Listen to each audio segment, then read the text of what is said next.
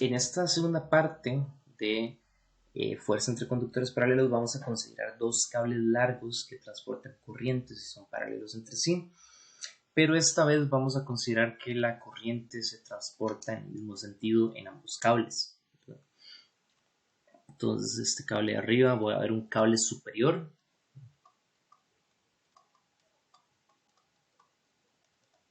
y un cable inferior.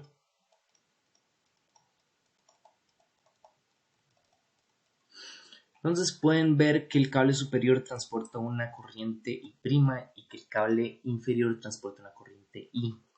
Entonces con esto vamos a medir la fuerza, ¿verdad?, entre los cables. Vean que antes, cuando estábamos hablando de los cables paralelos que trabajamos, solo estábamos hablando de campos, solo sacamos el campo de uno, ¿verdad?, bueno, la contribución de los campos de cada uno en distintos puntos en el espacio. Esta vez queremos trabajar la fuerza de interacción entre ambos cables. Entonces la lógica es esta: el cable inferior va a producir un campo magnético y ese campo magnético lo va a sentir, ¿verdad?, el cable superior, porque el cable superior transporta una corriente.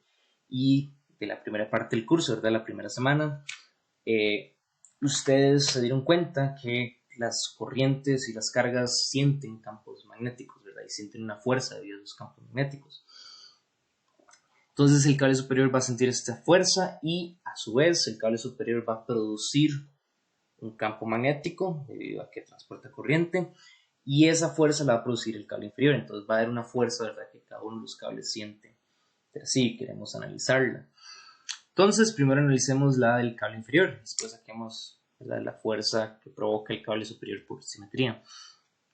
Entonces el cable inferior va a generar este campo, ¿verdad?, ya que ambos cables, como vemos aquí, están separados una distancia R. Entonces ni siquiera hay que cambiarle el símbolo, ¿verdad?, de la fórmula, porque el símbolo es el mismo que viene en la fórmula, es un R, ¿verdad?, de distancia de separación. Entonces ahora lo que yo quiero es que ya tengo el campo que provoca el cable inferior sobre el cable superior, ¿verdad? Como está en una distancia R, este va a ser el campo, y como es un cable muy largo, ¿verdad?, este es el campo que encontramos para cables largos. Ahora, yo necesito con ese campo, ¿verdad?, ese es el campo que va a provocar una fuerza sobre el cable superior. Entonces yo quiero encontrar esa fuerza. Y yo el capítulo pasado recuerdo que la fuerza va a ser igual a la corriente que transporta el cable que siente esa fuerza, o sea, I', por L cruz B, donde L es un vector de segmento, que es, ¿verdad?, es la longitud de ese segmento, que bien podría ser la longitud del cable, pero eso no nos interesa mucho por varias cosas que vamos a terminar a continuación. Y cruz B, ¿verdad?, B sería el campo que siente el cable superior, ¿verdad?, que siente el campo para el cual yo quiero encontrar la fuerza, ¿verdad?, que está experimentando. Entonces lo que voy a hacer es ahora determinar el signo de esto, o por lo menos cuánto va este producto cruz. Entonces veo que este cable L, ¿verdad?, el cable superior, apunta en la dirección de la corriente, que va en este sentido, ¿verdad?, paralelo al cable superior, y tiene por magnitud, ¿verdad?, esa longitud del segmento. Ahora el campo de abajo, el campo producido por el cable inferior, va a tener esta dirección, ¿verdad?, porque si la corriente apunta para ahí, para esa dirección, ¿verdad?, si yo apunto mi pulgar en esa dirección y empiezo a enrollar los dedos, voy a generar círculos con esta orientación, ¿verdad? Entonces, para darles una mirada de cómo va a seguir ese círculo va a seguir en esta dirección, hasta que llegue aquí y va a tener esta dirección azul, que es la misma, ¿verdad?, dirección azul que señalan aquí en el dibujo, que es la dirección del campo, ¿verdad?, el campo provocado por el cable inferior. Entonces, ahora que ya tengo el campo provocado por la dirección del campo provocado por el cable inferior y la dirección del campo del segmento del cable superior, bueno, vean que son perpendiculares entre sí. El ángulo es 90, ¿verdad? Entonces este producto cruz solo daría, ¿verdad? La magnitud de ese producto cruz, mejor dicho, solo da la magnitud de L por la magnitud de B, ¿verdad? Y, ¿verdad? Toda la fuerza, entonces daría esa magnitud de L por la magnitud de B por la corriente que pasa por el cable superior. Este B, pues es la magnitud del campo eléctrico, el campo magnético generado por el cable inferior. Y esa magnitud ya la tenemos acá. De hecho ahí esto debería ponerlo sin notación vectorial, ¿verdad? Entonces la sustituimos aquí para encontrar todo esto que tenemos acá. Finalmente vean que, como les estaba diciendo, prefiero encontrar, ¿verdad? Ese término de longitudes es un poco arbitrario porque no sé cuál es la longitud del cable, no sé cuál segmento yo estoy agarrando. Entonces prefiero encontrar una cantidad más independiente respecto a SL, o sea, la fuerza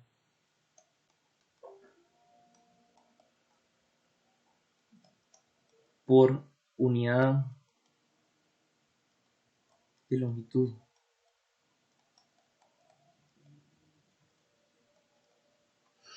Y esa fuerza por unidad de longitud va a ser igual a mu sub 0, aparece aquí, el producto de las corrientes entre los dos cables entre 2πr.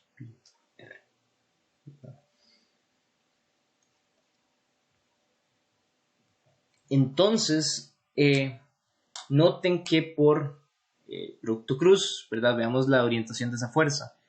Esta fuerza, como L va en la dirección de la corriente I' y B va perpendicular a esa corriente en esta dirección, entonces si yo alineo mis dedos en esta dirección y los enrollo hacia la dirección de B, con la mano derecha, mi pulgar va a quedar viendo hacia abajo. Las líneas rojas es la dirección en la que va a quedar viendo mi pulgar, y esas líneas rojas son la dirección de la fuerza, ¿verdad? Entonces, eso significa que el cable de abajo hace una fuerza atractiva sobre el cable de arriba, ¿verdad? Y hagamos ahora por simetría. Por simetría vamos a tener que si yo hago, ¿verdad? Si el cable superior me hace un campo magnético al cable de abajo, ¿verdad? La corriente va en este mismo sentido, entonces, ¿verdad? La dirección del campo para este cable de abajo va a ser en este sentido, y esta va a ser mi dirección de L para el cable de abajo, entonces L cruz B para el cable de abajo. Para determinar la fuerza me quedaría viendo hacia arriba. Entonces este sería L, este sería B, y este que apunta hacia arriba sería F. O sea, el cable superior también hace una fuerza atractiva, ¿verdad? Al cable de abajo, le hace una fuerza atractiva. Aquí podemos ver un diagrama donde, ¿verdad?, se ven ya todas las fuerzas, bueno, por lo menos el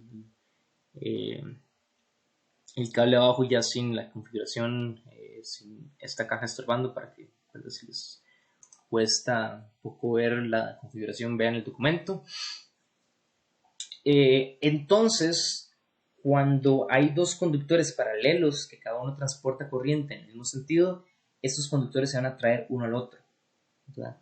Y si esa dirección se invierte, ¿verdad?, en el sentido de cualquiera de las corrientes, ¿verdad?, las fuerzas también se van a invertir, ¿verdad? Entonces vemos que si yo invierto la dirección de este L, ¿verdad?, y más bien paso corriente contraria al lado de abajo, me va a quedar una fuerza repulsiva para el cable de abajo, ¿verdad? Igual, misma idea con el cable de arriba. Entonces, ¿verdad?, dos conductores paralelos que transportan corriente en sentidos opuestos se repelen entre sí, como vimos antes, ¿verdad? Ahora no lo vemos, o sea, no lo vimos explícitamente porque nunca sacamos las expresiones de fuerza, pero en el caso anterior donde sacamos los campos, esos dos conductores están como transportan cargas corrientes en sentidos opuestos, van a repelerse entre sí. Ahora, todo este trabajo de los cables, de hecho, nos proporciona una definición operativa para lo que es, ¿verdad?, lo que el SI define como un ampere, ¿verdad? Entonces, gracias a la repulsión, ¿verdad?, de los campos, el SI define un ampere como la corriente que pasa por dos conductores paralelos de longitud infinita, o sea, ¿verdad?, los suficientemente largos para no considerar esa longitud. Igual vamos a medir, ¿verdad?, la fuerza por unidad de longitud, y que estén separados por 1 metro de distancia, o sea, el R en estas figuras va a ser igual a 1 metro, en un espacio vacío, ¿verdad? Y que provoca que cada conductor experimente una fuerza exactamente de 2 por 10 a la menos 7 newtons por metro por unidad de longitud, ¿verdad? Entonces, ¿verdad?, esta fuerza por unidad de longitud, por metro de longitud, me define lo que es un ampere. De hecho, vea que esta definición es una de las bases para obtener con esos datos el valor de este mu sub 0, ¿verdad? Porque aquí mu sub 0, ¿verdad?, creo que déjenme buscar el valor exacto de mu sub 0. Mu sub 0 es 4pi por 10 a la menos 7, ¿verdad? Entonces vean que lo que estoy haciendo aquí,